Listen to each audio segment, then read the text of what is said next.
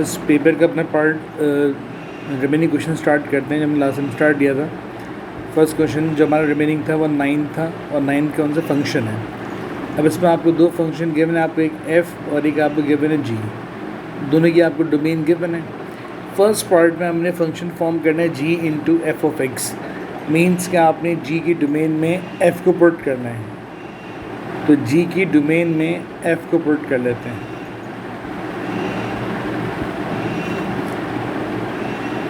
अब function f given क्या आपको x plus 1/x then plus 1। तो ये आपने फॉर्म कर ली इस फंक्शन की कॉम्पोजिशन की। पार्ट 1 मार्क करिए तो खाली आप इतना फॉर्म कर लो, फर्दर एलसीएम लेने की रिक्वायर्ड नहीं है। अब सेकंड पार्ट में, पार्ट बी में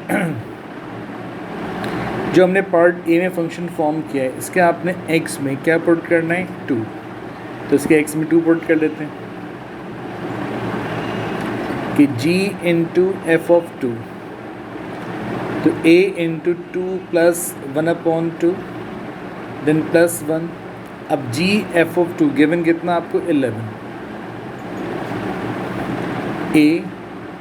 अब यहाँ पे 2 एलसीएम ले लो, तो इट मीन्स कितना होगा 4 प्लस 1 और प्लस 1 को वहाँ शिफ्ट कर लो, तो 11 minus 1 equals to 5a over 2 जाएगा, और 10 इक्वल्स टू क्या होगा 5a ओवर 2। अब क्रॉस मल्टीप्लाई कर लो, तो 10 multiply by 2 divide by 5 equals to a, तो a का आंसर कितना आएगा आपका 4।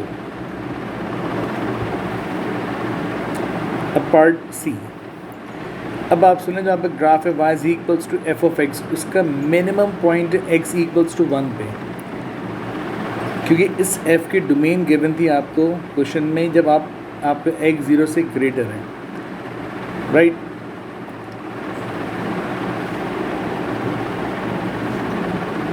इसकी डोमेन गिवन थी आपको कि x 0 से क्या है ग्रेटर है, और x 1 पे इसका टर्निंग पॉइंट है। मिनिमम पॉइंट मीन्स कि टर्निंग पॉइंट आ गया। जब किसी फंक्शन में टर्निंग पॉइंट आ जाए तो फंक्शन आपका 1 to 1 होता ही नहीं है। जब फंक्शन 1 to 1 नहीं है तो इसका इन्वर्स पॉसिबल नहीं है। तो इसका आंसर स्टेट कर लो आपके नो, बिकॉज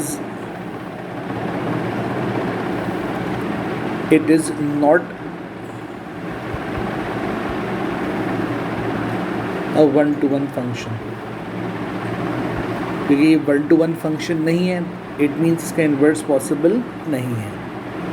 कि जो भी ग्राफ अगर टर्निंग पॉइंट कंटेन कर ले तो उसका फिर वो फंक्शन मैनी टू 1 होता है, 1 to 1 नहीं होता। अब पार्ट डी, अब आपको a की वैल्यू गिवन है 5। अब आपने फंक्शन फॉर्म करना है g inverse into f of x, means कि आपने g इन्वर्स के डोमेन में आपने f को पुट करना है। तो पहले फंक्शन g का इन्वर्स कैलकुलेट कर लेते हैं। तो फंक्शन g गिवन क्या था आपको ax प्लस 1। अब a गिवन आपको 5, तो ये 5x प्लस 1 हो जाएगा। अब इन्वर्स के लिए पहले इस पूरे फंक्शन को y से इक्वेट करोगे। अब यहाँ से आपने x को सब्जेक्ट फॉर्म करना है। अब आप y को रिप्लेस कर दो आप x से, और x को रिप्लेस कर दो आप इन्वर्स से। ये आपने फंक्शन g का इन्वर्स कैलकुलेट कर लिया। अब आपने फंक्शन g इन्वर्स के डोमेन में किसको पुट करना है, आपने f को पुट करना है। तो g इन्वर्स के डोमेन में मैं f को पुट कर लेता हूँ, तो ये f of x minus 1 over 5 हो जाएगा। अब f ऑफ x गिवन क्या आपको x प्लस 1/x, तो x plus 1 over x minus 1 over 5। अब ऊपर आप x एलसीएम ले लो, तो ये x square plus 1 minus x over 5 हो जाएगा। अभी 5 इस x से मल्टीप्लाई हो जाएगा, तो x square minus x plus 1 over 5x। तो ये आपने फाइंड किया g inverse into f of x का एक्सप्रेशन। राइट। तो ये आपके पार्ट डी का आंसर हो गया। No part e. अब आपसे बोले explain why the composite function F of g can not be formed, कि हम एफ ऑफ जी फंक्शन क्यों नहीं फॉर्म कर सकते। दोनों के डोमेन चेक कर लेते हैं। एफ की डोमेन गिवन क्या आपको कि x 0 से ग्रेटर है,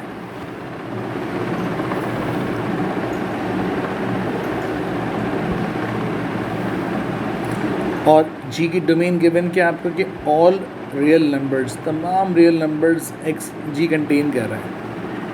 अब जिस फंक्शन को आपने पहले फंक्शन डोमेन इंपोर्ट करना है, उसकी डोमेन आपके फर्स्ट फंक्शन f से एक्सीड कर रही है, तो जब उसकी डोमेन उससे एक्सीड करेगी तो फंक्शन फॉर्म हो ही नहीं सकता कि जो आपकी फंक्शन g की मतलब जो आपकी डोमेन ऑफ f है, वो होल जो रेंज है g की वो कंटेन नहीं कर सकती उसको, रेंज को। तो इट मीन्स इसलिए फंक्शन फॉर्म नहीं हो सकता। तो आपने सिंपल्स, क्योंकि रियल नंबर्स में तमाम नंबर्स आएंगे और ये सिर्फ एक पार्ट है, खाली पॉजिटिव पार्ट है फंक्शन f के अंदर जो 0 से ग्रेटर है। रियल में सब आ जाएंगे, नेगेटिव भी आएंगे, पॉजिटिव सब आ रहे होंगे। तो इट मीन्स जी की कंप्लीट रेंज को फंक्शन एफ कंटेन नहीं कर रहा है, इट मीन्स इसलिए फंक्शन फॉर्म नहीं हो सकता। तो आप सिंपल स्टेट कर दो कि the domain of F does not include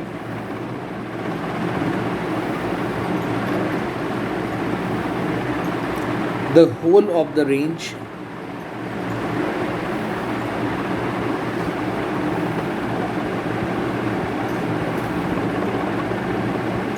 of जी।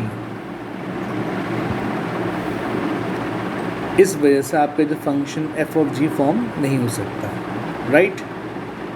अगर जी की तमाम कंप्लीट डोमेन एफ कंटेन कर लेता, अगर जी की डोमेन एफ के डोमेन के सबसेट फॉर्म हो जाती तो फंक्शन फॉर्म हो जाता।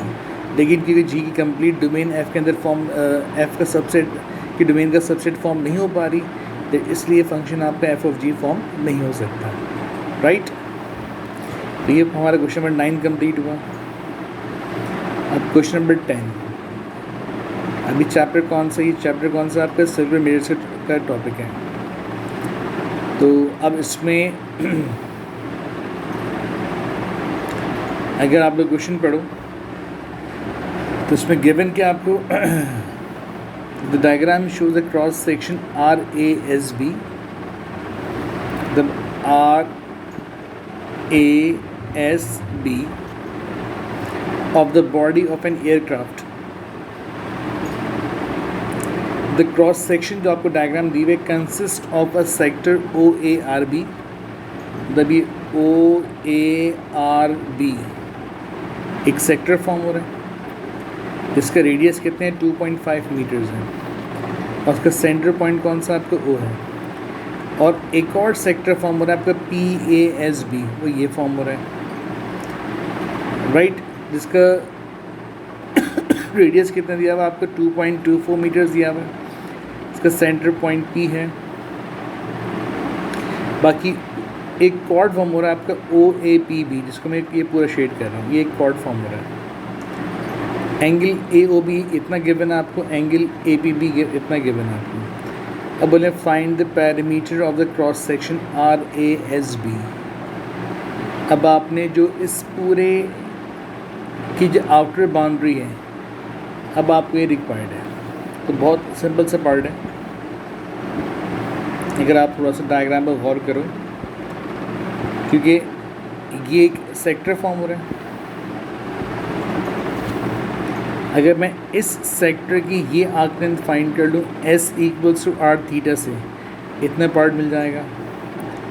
और फिर मैं इस सेक्टर की अगर ये आर्क लेंथ फाइंड कर लूँ और दोनों को ऐड कर लूँ, तो मुझे रिक्वायर्ड पैरामीटर मिल जाएगा मुझे।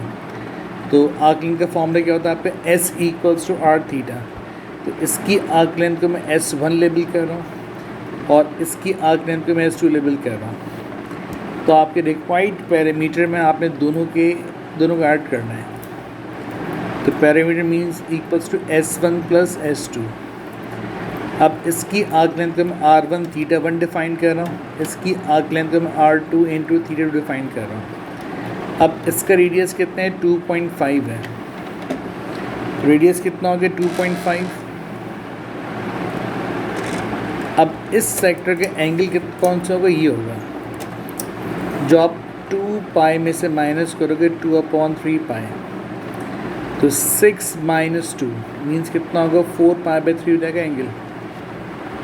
तो मीन्स ये हो गया आपका 4 पाई ओवर 3 प्लस R2।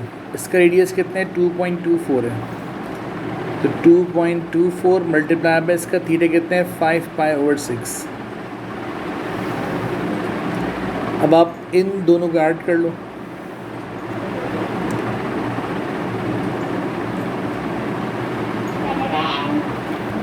तो आपको रिक्वायर्ड पेरीमीटर मिल जाएगा इसका 16.34 मीटर्स।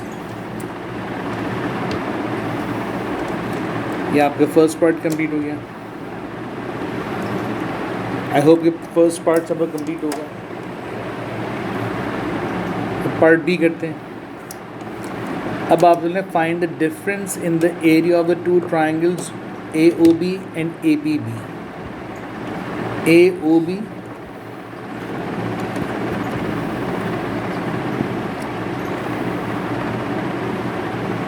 मतलब इसकी बात कर रहे हैं, और एक इस ट्राइंगल की बात कर रहे हैं। इन दोनों के एरिया का डिफरेंस कैलकुलेट करना है। अब हाफ AB साइन C से इसका एरिया आ जाएगा, हाफ AB साइन C से इसका एरिया आ जाएगा। फिर दोनों का हम एरिया का डिफरेंस कैलकुलेट कर लेते हैं।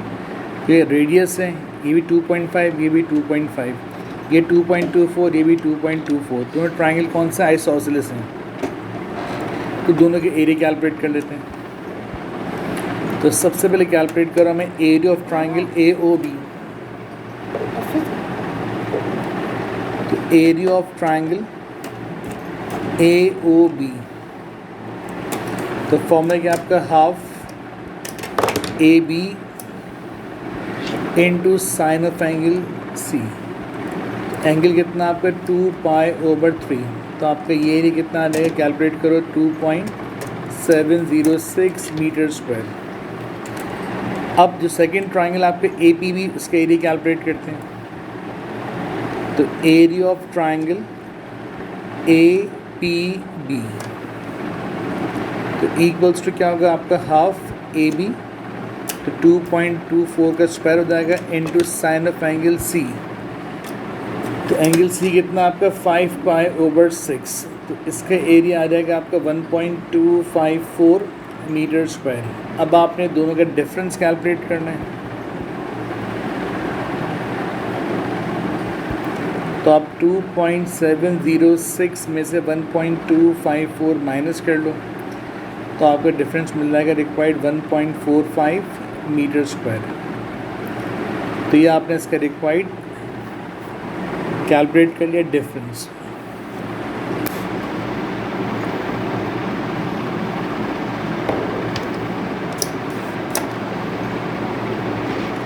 राइट, अब पार्ट C। अब आप सुन लें find the area of the cross section RASB, और आपने इसका आंसर 1 डजन प्लेस में देना है। अब आपने इस पूरे क्रॉस सेक्शन का एरिया फाइंड करना है। तो एक इस सेक्टर का एरिया, एक इस सेक्टर का एरिया, और एक जो मैंने डिफरेंस एरिया कैलकुलेट किया था अभी लास्ट पार्ट में, जब मैं इन तीनों एरियाज़ को ऐड करूँगा, क्योंकि बेसिकली मेरे पास ये एक सेक्टर है, तो 1/2 R स्क्वायर थीटा इसका एरिया आ जाएगा। ये एक और सेक्टर है, तो 1/2 R स्क्वायर थीटा इसका एरिया आ जाएगा। और बाकी जो ट्राइंगल के बीच का डिफरेंस था उसका एरिया हमने लास्ट पार्ट में कैलकुलेट किया।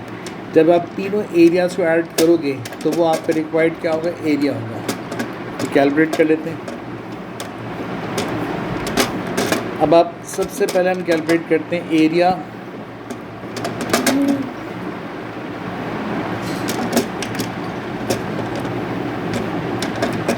ऑफ सेक्टर AOB कैलकुलेट कर रहा हूँ। तो 1/2 आर स्क्वायर थीटा, तो 1/2 आर कितना है इसका 2.5 है और थीटा कितना आपका 4π/3 है। तो इसका एरिया आएगा 13.09।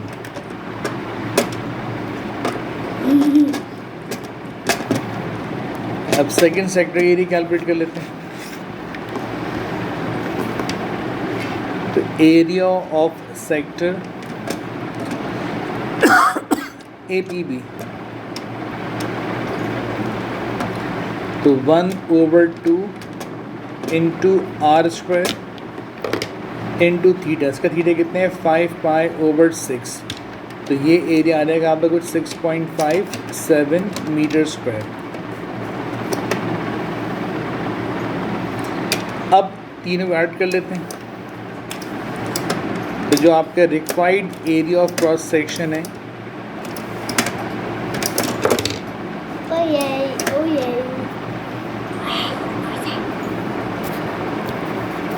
RASB, तो उसमें एक एरिया ऐड होगा आपका 13.09, एक ऐड होगा आपका 6.57 और थर्ड जो आपने डिफरेंस कैलकुलेट किया था 1.45, इसको आप ऐड कर लो।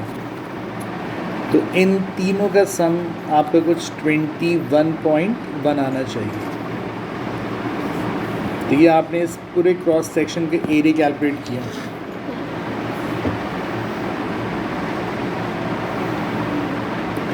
तो हमारा ये क्वेश्चन कंप्लीट हुआ। आई होप कि क्वेश्चन आप सबको क्लियर हो। अब मूव करते हैं लास्ट क्वेश्चन पे, जो हमारा क्वेश्चन नंबर 11 है। अब इसमें आपको एक कर्व की इक्वेशन दी गई। अब आपसे आपने इसके मिनिमम पॉइंट के कोऑर्डिनेट्स फाइंड करने हैं। तो मिनिमम पॉइंट पे dy/dx क्या होता है 0 होता है। तो पहले इसको डिफ्रेंशिएट करेंगे, 0 से इक्वेट करेंगे, फिर से कोऑर्डिनेट कैलकुलेट करेंगे। तो कर्व की इक्वेशन गिवन क्या आपको y = 9/4 x² - 12x + 18। Now find dy/dx। 9/4 same रहेगा, जब आप x² को डिफ्रेंशिएट करोगे 2x हो जाएगा, फिर -12 x को डिफ्रेंशिएट करो 1 हो जाएगा, 18 कांस्टेंट क्या होगा 0।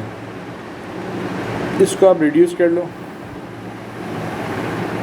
तो 9/2x - 12 ये आपने फाइंड किया इसका डेरिवेटिव। अब बेसिकली मिनिमम पॉइंट है, इसको 0 से इक्वेट करो। तो 9/2x - 12 = 0। तो 9/2x = कितना होगा 12 और x = क्या होगा आपका 12 × 2 / 9। तो इट मीन्स का आंसर कुछ 24/9 आ जाएगा x। अब कि उसने पूरा कोऑर्डिनेट पूछा है, तो इस x को कर्व की इक्वेशन पुट करके y फाइंड कर लेते हैं। तो y = 9/4, x कितना फाइंड किया आपने 24/9 स्क्वायर -12 × 24/9 देन +18। तो उस पर y का आंसर कितना आएगा 2। तो जो आपने मिनिमम पॉइंट के कोऑर्डिनेट कैलकुलेट करने थे, तो उसका कोऑर्डिनेट क्या हो गया आपका 24/9, 2।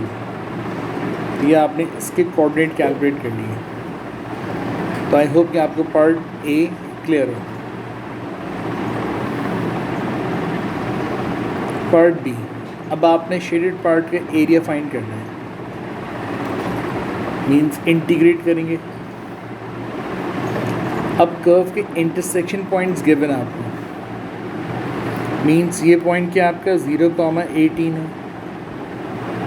और ये कोऑर्डिनेट गिवन है आपको 4,6। दैट मीन्स कि आपकी लिमिट्स क्या हो गई 0 और 4। अब आप इन लिमिट्स पे इन दोनों कर्व को आप इंटीग्रेट कर लो और फिर इनका डिफरेंस कैलकुलेट कर लो, तो वो आपका क्या होगा रिक्वायर्ड एरिया हो जाएगा। तो सबसे पहले मैं इस कर्व को इंटीग्रेट कर रहा हूँ लिमिट 0, 4 के ऊपर।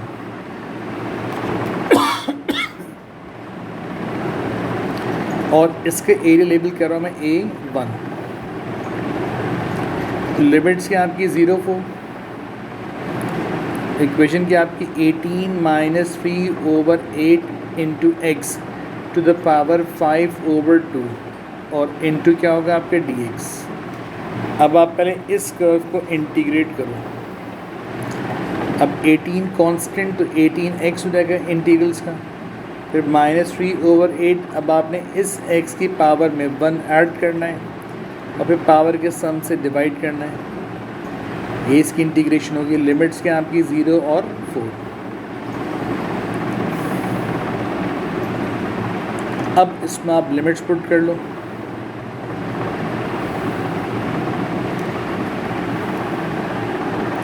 पहले इसको और सिंप्लीफाई कर लेते हैं। Means 18x -3/8 into x to the power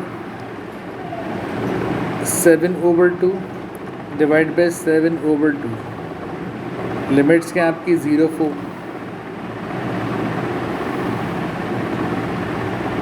अब 18x माइनस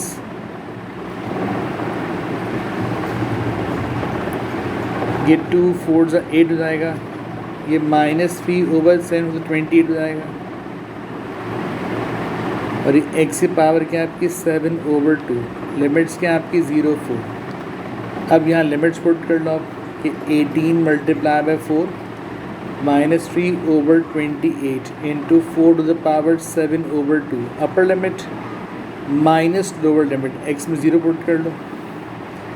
तो यहाँ से आपको बेसिकली ये एरिया मिल जाएगा।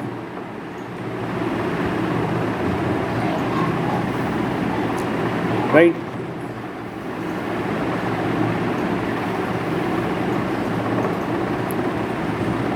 अब इसकी वैल्यू आंसर जो भी आएगा वो आप लोग यहाँ लिख लीजिएगा, मेरे पास इस वक्त कैलकुलेटर नहीं है। अब मैं सेम लिमिट्स के लिए सेकंड कर्व को इंटीग्रेट कर रहा हूँ। इसको लेबल कर रहा हूँ मैं A2। लिमिट सेम रहेंगी आपको 0 4। अब सेकंड कर्व की इक्वेशन क्या आपकी 9/4x² -12x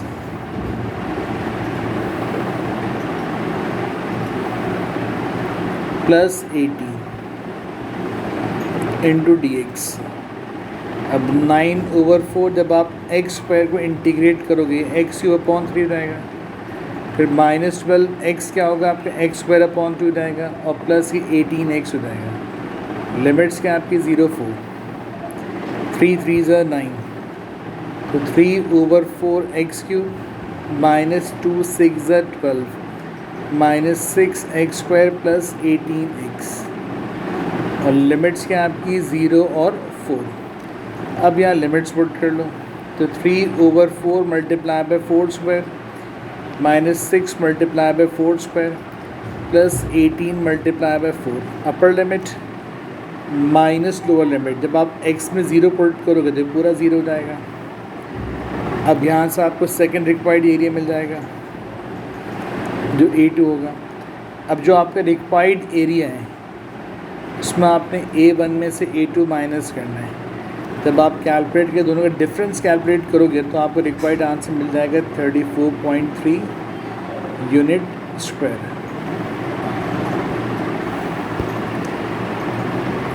राइट। अब इसका पार्ट सी, ये रेट्स ऑफ चेंज दिया हुआ आपको।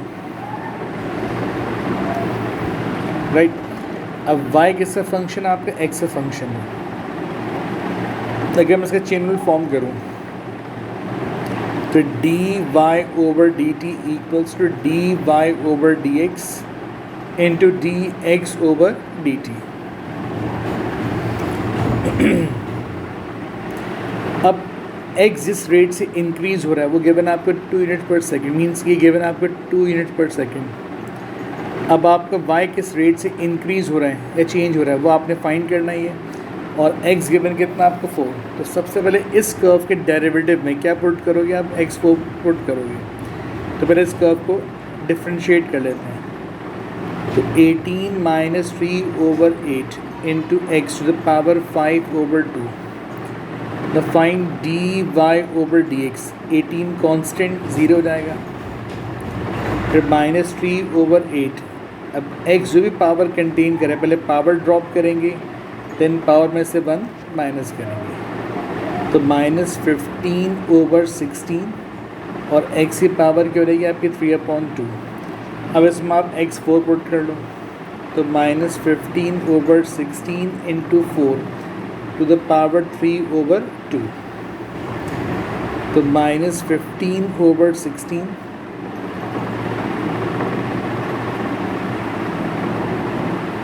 इस 4 को ब्रेक कर लो आप 2 स्क्वायर में, पावर क्या आपकी 3/2, ये से कैंसिल हो जाएगा, तो -15/16 और 2 को कितना हो गया आपके 8, ये -15/2 आ जाएगा। ये आपने x4 पे dy/dx कैलकुलेट कर लिया। अब यहाँ पुट कर लो आप चेन रूल में, dy/dt आपने फाइंड करना है, dy/dx आपने कैलकुलेट किया -15/2 और dx/dt गिवन कितना आपको 2, ये 2 कैंसिल हो गया, तो आपका आंसर क्या आएगा -15 यूनिट्स पर सेकेंड। तो ये आपका इसका रिक्वायर्ड आंसर। पेपर कंप्लीट हो गया।